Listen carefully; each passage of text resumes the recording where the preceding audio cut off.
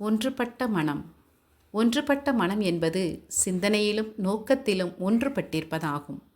ஒத்த மனம் கொண்டவர்கள் ஒற்றுமையை உருவாக்குகின்றனர். அவர்கள் வாழ்க்கை பயணத்தில் ஒருவரை ஒருவர் ஊக்குவித்து ஆதரித்து வலுப்படுத்துகின்றனர். ஒரே மனதுடனும் ஒரே இதயத்துடனும் செயல்படும்போது சாதாரண முயற்சிகளும் அசாதாரண சாதனைகளாக மாறுகின்றன. ஒத்த மனம் கொண்டவர்கள் ஒருவரை ஒருவர் நம்புகிறார்கள், திருத்தங்களை ஏற்றுக்கொள்கிறார்கள், தேவையான போது மாற்றத்திற்கு தயாராக இருக்கிறார்கள். இத்தகைய மன ஒற்றுமை குடும்பம், சமூகம் மற்றும் நாட்டில் அமைதி, வளர்ச்சி, வெற்றி ஆகியவற்றிற்கு வழிவகுக்கிறது. தூய தம திருத்துவம், தந்தை மகன் தூய ஆவி ஒற்றுமைக்கும் ஒத்த மனதிற்கும் சிறந்த எடுத்துக்காட்டாகும். மனிதரின் மீட்பிற்கான தந்தையாம் இறைவனின் திட்டம் மகனாய இயேசு கிறிஸ்துவின் வழியாக நிறைவேறியது.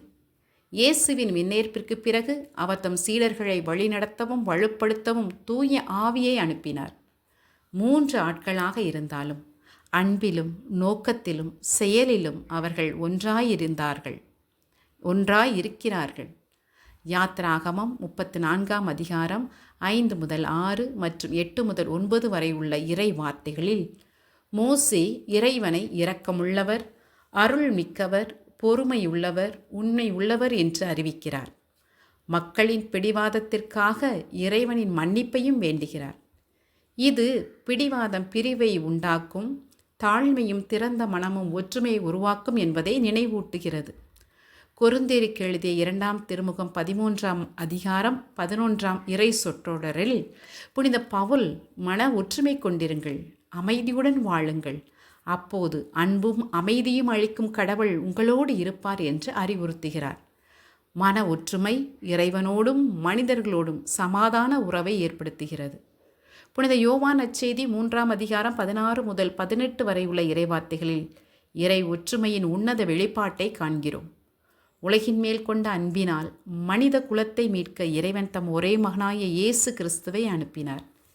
இயேசு தந்தையின் திட்டத்தை மனமுவந்து ஏற்று மீட்பு பணியில் முழுமையான ஒத்துழைப்பை வெளிப்படுத்தினார்.